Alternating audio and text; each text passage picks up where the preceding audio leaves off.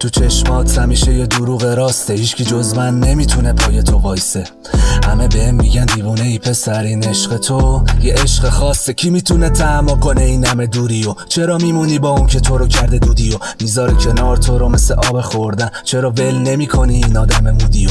من دیوونم، آره دیوونه یه چشاش، زندگی میدم برای یه لحظه نگاش. عین یه ملودی قشنگه وقتی توی گوشم آروم میخنده صداش. تو رو خواستم من از ته دلم، ما دل شکوندم مذهبته. زیر بارون قدم میزنم به یاد چشمات دستم پیک. تو دلت سنگه نمیبینی از دوریت، دارم پر میشم توی فیلم زندگی من. نقشای تو دارم کم رنگ میشم، تو رو از ته دل میخوامت. با این که رفتارات سردن بیشک نیستی، ولی با شنیدن وایسات حس میکنم هستی هر شب پیشم.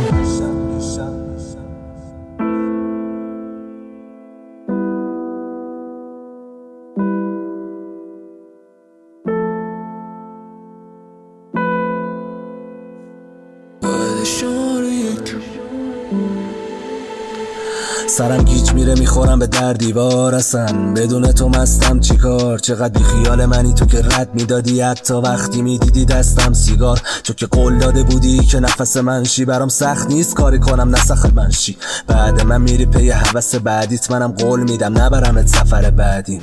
چون که اونجا تنهایی میرن بی تو، چه دردایی دیدم. زندون شده زندگی برام، پس همین فردا میمیرم. همین فردا میرم و نمیبینی دیگه حتی ردی ازم. جای بغلم باید هر شب کنی سنگ قبر سرد و بغل. تو دلت سنگه نمیبینی از دوریت، دارم پر میشم توی فیلم زندگی من. نقشای تو دارن کم رنگ میشن، تو رو از ته دل میخوامت. با این که رفتارات سردن بیشک نیستی، ولی با شنیدن وایسات حس میکنم هستی هر شب پیشم.